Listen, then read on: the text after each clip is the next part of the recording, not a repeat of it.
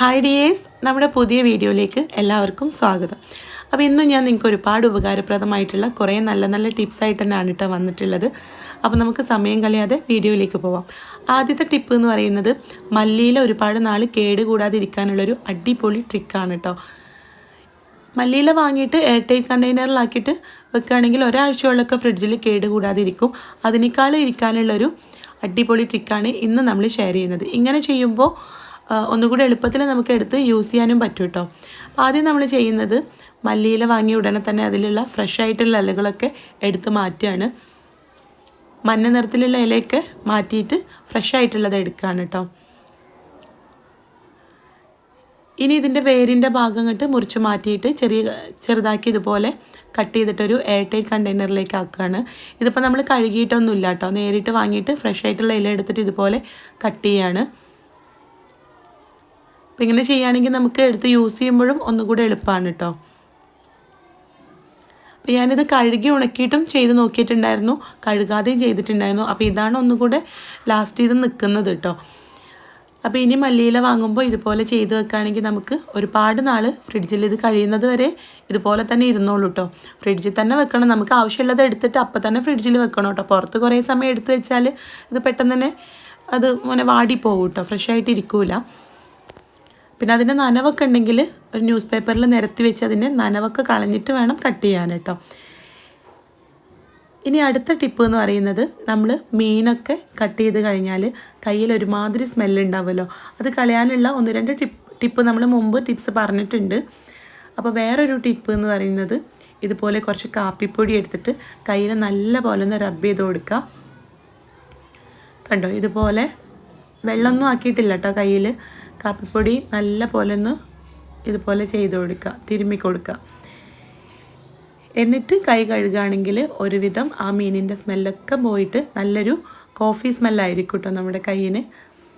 അപ്പോൾ ഇനി ഇതുപോലെ ഒന്ന് ട്രൈ ചെയ്ത് നോക്കാം കേട്ടോ, മീൻ വൃത്തിയാക്കി കഴിഞ്ഞിട്ട്. അടുത്തതായിട്ട് പറയുന്നത്, പരിപ്പൊക്കെ വേവിക്കുന്ന സമയത്ത്, പരിപ്പോ നമ്മൾ മസാലയൊക്കെ ഇട്ട കറികളോ ഒക്കെ വേവിക്കുന്ന സമയത്ത് പ്രഷർ കുക്കറിൽ വേവിക്കുന്ന സമയത്ത് നല്ല പോലെ തിളച്ച് പുറത്തേക്ക് വന്ന് നമ്മുടെ ഗ്യാസ് സ്റ്റവും ബർണറും ഒക്കെ ഒരുമാതിരി വൃത്തികേടാവില്ലേ. അപ്പോൾ അങ്ങനെ ഇല്ലാതിരിക്കാൻ വേണ്ടിയിട്ട് പരിപ്പൊക്കെ വേവിക്കുന്ന സമയത്ത് ഇതുപോലൊരു സ്റ്റീലിൻ്റെ സ്പൂണോ കയ്യിലോ ആ കുക്കറിൽ നമുക്ക് ഇടാൻ പറ്റുന്ന ഇപ്പോൾ ചെറിയൊരു പാത്രം ആയാലും മതി, അതിൻ്റെ മുകളിലായിട്ട് വെച്ച് കൊടുക്കുകയാണെങ്കിൽ ഇത് വിസിൽ വരുന്ന സമയത്ത് പുറത്തേക്ക് തിളച്ച് പോവില്ല കേട്ടോ. ഇനി അടുത്ത ടിപ്പ് എന്ന് പറയുന്നത്, ഇതുപോലുള്ള വായ്വട്ടം കുറഞ്ഞ കുപ്പികളുണ്ടാവില്ലേ, ഇതിപ്പോൾ ഓയിൽ ഒഴിച്ച് വെച്ചിരുന്ന കുപ്പിയാണ്.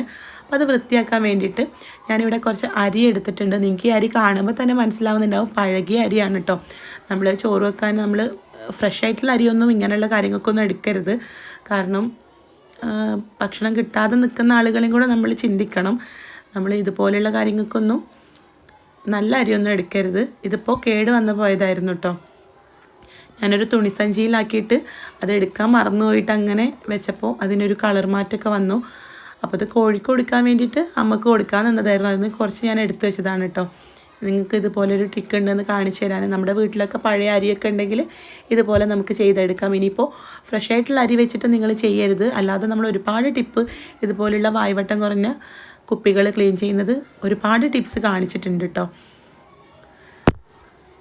അപ്പോൾ കുറച്ച് അരി ഈ കുപ്പിയിലേക്ക് ഇട്ട് കൊടുക്കുക. എന്നിട്ട് നമ്മൾ പാത്രം കഴുകാൻ എടുക്കുന്ന ലിക്വിഡോ അല്ലെങ്കിൽ സോപ്പോ കുറച്ച് അത് ഇട്ട് കൊടുക്കുക. എന്നിട്ട് വെള്ളം ഒഴിച്ചിട്ട് നല്ല പോലെ ഷേക്ക് ചെയ്താൽ ഉള്ളിലുള്ള അഴുക്ക്, ഇപ്പോൾ ഓയിൽ സൂക്ഷിച്ചിരുന്ന ബോട്ടിലായിരുന്നു ഇത്, ആ ഓയിലിൻ്റെയൊക്കെ മുഴുവനായിട്ടും ആ ഓയിൽ അതിൽ നിന്ന് പോവും. നല്ല പോലെ ക്ലീനായിട്ട് കിട്ടും കേട്ടോ. അപ്പോൾ ഇതിന് മുമ്പ് നമ്മൾ കല്ലുപ്പ് വെച്ചിട്ട് ഇതുപോലെ ചെയ്തിട്ടുണ്ടായിരുന്നു. കല്ലുപ്പ് മാത്രം മതി കേട്ടോ, സോപ്പ് ലിക്വിഡ് വേണമെന്നില്ല. അടുത്ത ടിപ്പ് എന്ന് പറയുന്നത്, നമ്മൾ വറ്റൽമുളകൊക്കെ വാങ്ങിച്ചു കഴിഞ്ഞാൽ അത് പെട്ടെന്ന് തന്നെ അതിൻ്റെ മുകളിൽ ഫംഗസോ അല്ലെങ്കിൽ അത് തണുത്ത് പോവുകയൊക്കെ ചെയ്യാറുണ്ട്. പെട്ടെന്ന് അത് കേട് വന്ന് പോവാറുണ്ടല്ലേ. അപ്പോൾ അത് കേട് വന്ന് പോവാതിരിക്കാൻ വേണ്ടിയിട്ട് വാങ്ങിയ ഉടനെ തന്നെ ജസ്റ്റ് ഒന്ന് ചൂടാക്കുക. എന്നിട്ട് നമ്മൾ കുപ്പിയിലോ അല്ലെങ്കിൽ കവറിലോ എങ്ങനെയാണോ സൂക്ഷിച്ചു വെക്കുന്നത് അതുപോലെ സൂക്ഷിച്ചു വെക്കുക. ഒരുപാട് അങ്ങോട്ട് ഇതങ്ങോട്ട് വീർത്ത് വരുന്ന രീതിയിലൊന്നും വറുക്കണ്ട, ജസ്റ്റ് ഒന്ന് ചൂടാക്കി കൊടുത്താൽ മതി കേട്ടോ. അടുത്ത ടിപ്പ് എന്ന് പറയുന്നത് നമ്മൾ വാഷ് ബേസിൻ്റെ അടുത്തുള്ള ചുമരിൽ ഇതുപോലെ കലകൾ വരും. കിച്ചൺ സിങ്കിൻ്റെ ആണെങ്കിലും ചുമരാണെങ്കിൽ ടൈലാണെങ്കിൽ അത്രത്തോളം ഉണ്ടാവില്ല, അത് പെട്ടെന്ന് നമുക്ക് ക്ലീൻ ചെയ്തെടുക്കാൻ പറ്റും. ഇതുപോലെ ചുമരാണെങ്കിൽ പെട്ടെന്ന് അതിൽ കലകൾ വരും. ആ കലകൾ പോകാൻ വേണ്ടിയിട്ട് ഒരു സ്പോഞ്ചിലോ അല്ലെങ്കിൽ ഒരു കോട്ടൺ തുണിയിലോ കുറച്ച് ടൂത്ത് പേസ്റ്റ് എടുത്തിട്ട് ഇതുപോലെ നല്ല പോലെ ഒന്ന് ഉരച്ചു കൊടുക്കുക. അപ്പോൾ കലകളൊക്കെ പോകും. ഇത് ഒരാഴ്ച മുമ്പ് ഞാൻ ക്ലീൻ ചെയ്തതാണ് കേട്ടോ, എന്നാലും ഇത് പെട്ടെന്ന് തന്നെ വരും. എന്നിട്ട് ഉണങ്ങിയ ഒരു തുണി വെച്ചിട്ട് നല്ല പോലെ ഒന്ന് തുടച്ചെടുത്താൽ മതി. അപ്പോൾ വെള്ളമൊന്നും ഇല്ലാതെ നമുക്കിത് പെട്ടെന്ന് തന്നെ ക്ലീൻ ചെയ്തെടുക്കാൻ പറ്റും.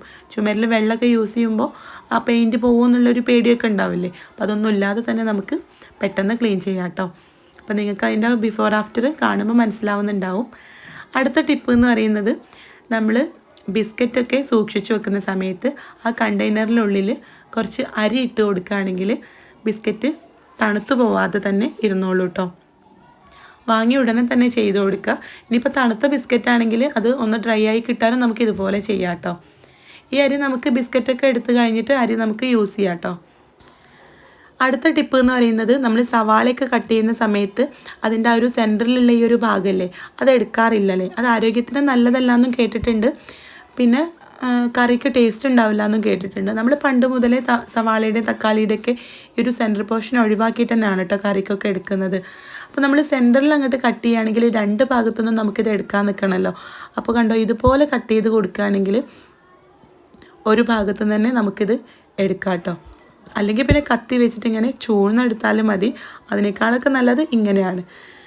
പിന്നെ നമ്മൾ സവാള അരിയുന്ന സമയത്ത് കണ്ണ് നീറുന്ന പ്രശ്നം നമുക്ക് ഒരുപാട് പേർക്കുണ്ടല്ലേ, അപ്പോൾ അതില്ലാതിരിക്കാൻ വേണ്ടിയിട്ട് ഇതുപോലെ സവാളയൊക്കെ അരിയുന്ന സമയത്ത് സെൻറ്ററിൽ മുറിച്ചിട്ട് വെള്ളത്തിലേക്ക് ഇട്ട് കൊടുക്കുക. എന്നിട്ട് അതിൽ നിന്ന് എടുത്തിട്ട് നമ്മൾ സവാള അരിഞ്ഞു കൊടുക്കുകയാണെങ്കിൽ കണ്ണിന് നീറ്റിലൊന്നും ഉണ്ടാവില്ല കേട്ടോ. അപ്പോൾ ഇതുവരെ ഇത് ട്രൈ ചെയ്യാത്തവർ ട്രൈ ചെയ്ത് നോക്കുക. പിന്നെ സവാളയൊക്കെ അരിഞ്ഞു കഴിഞ്ഞാൽ കയ്യിൽ ഒരുമാതിരി സ്മെല്ലുണ്ടാവും അല്ലേ, ആ സ്മെല്ല് പോയി കിട്ടാൻ വേണ്ടിയിട്ട് കുറച്ച് ടൂത്ത് പേസ്റ്റ് എടുത്തിട്ട് കയ്യിൽ നല്ല പോലെ ഒന്ന് തിരുമ്മിയിട്ട് കഴുകിയെടുക്കുകയാണെങ്കിൽ നമ്മൾ സോപ്പ് ഉപയോഗിച്ച് കഴുകുന്നതിനേക്കാളും പെട്ടെന്ന് അതിൻ്റെ സ്മെല്ലൊക്കെ മാറിക്കിട്ടും ടൂത്ത് പേസ്റ്റ് യൂസ് ചെയ്തിട്ട് കൈ കഴുകിയാൽ കേട്ടോ. അപ്പോൾ ഇനി സവാളയൊക്കെ അരിഞ്ഞതിന് ശേഷം ആ ഒരു സ്മെല്ല് പോയി കിട്ടുന്നില്ലെങ്കിൽ ഇതുപോലെ ഒന്ന് ചെയ്ത് നോക്കണേ. അടുത്ത ടിപ്പ് എന്ന് പറയുന്നത് നമ്മൾ മീനൊക്കെ പൊരിക്കുന്ന സമയത്ത് അടിയിൽ പിടിക്കുമല്ലേ, ഇരുമ്പിൻ്റെ ചട്ടിയാണെങ്കിലും നോൺ സ്റ്റിക്ക് ആണെങ്കിലൊക്കെ അടിയിൽ പിടിക്കാനുള്ള ചാൻസ് ഉണ്ട്. ചില നോൺ സ്റ്റിക്കിലൊക്കെ പിടിക്കും. എൻ്റെ ഈ ഒരു ചട്ടിയിലൊക്കെ ചില സമയത്ത് മീൻ പൊരിക്കുന്ന സമയത്ത് അടിയിൽ പിടിക്കാറുണ്ട് കേട്ടോ, കാരണം നോൺ സ്റ്റിക്കിൻ്റെ ആ ഒരു കോട്ടിങ്ങൊക്കെ ചില ഭാഗത്ത് പോയിട്ടുണ്ട്. അപ്പോൾ നമ്മൾ എണ്ണ ഒഴിച്ച ഉടനെ തന്നെ എണ്ണയൊക്കെ ചൂടായിട്ട് വരുമ്പോൾ മീൻ വെക്കുന്നതിന് മുമ്പായിട്ട് അതിലേക്ക് കുറച്ച് കറിവേപ്പില ഇട്ട് കൊടുക്കുകയാണെങ്കിൽ മീൻ അടിയിൽ പിടിക്കാതെ കിട്ടും കേട്ടോ. അടിയിൽ പിടിക്കാതെ കിട്ടുന്നു മാത്രമല്ല നല്ലൊരു ഫ്ലേവറും ഉണ്ടാവും ആ ഒരു മീനിന്. അപ്പോൾ ഇതുവരെ ട്രൈ ചെയ്യാത്തവർ ട്രൈ ചെയ്ത് നോക്കാം. അപ്പോൾ ഇന്ന് കാണിച്ച ടിപ്സിൽ ഏതെങ്കിലും ഒന്ന് നിങ്ങൾക്ക് യൂസ്ഫുള്ളായി എന്ന് വിചാരിക്കുകയാണ്. നിങ്ങൾക്ക് അറിയാത്ത ടിപ്പ് ഏതായിരുന്നെന്ന് താഴെ ഒന്ന് കമൻറ്റ് ഇടണേ. അതുപോലെ തന്നെ നിങ്ങൾക്കറിയാവുന്ന ടിപ്സുകളൊക്കെ എനിക്കും ഷെയർ ചെയ്ത് തരികയാണെങ്കിൽ എനിക്കും അതൊക്കെ ഫോളോ ചെയ്യാമല്ലോ. അപ്പോൾ അതും പറഞ്ഞു തരാം കേട്ടോ. അപ്പോൾ എന്തായാലും നമുക്ക് അടുത്ത വീഡിയോ ആയിട്ട് കാണാം. ഈ വീഡിയോ ഇഷ്ടമായിട്ടുണ്ടെങ്കിൽ ലൈക്ക് ചെയ്യുക, ഫ്രണ്ട്സിന് ഷെയർ ചെയ്ത് കൊടുക്കുക. കൂടുതൽ വീഡിയോസിനായിട്ട് ചാനലൊന്ന് സബ്സ്ക്രൈബ് ചെയ്യുക. അപ്പോൾ നമുക്ക് അടുത്ത നല്ലൊരു വീഡിയോ ആയിട്ട് കാണാം. താങ്ക്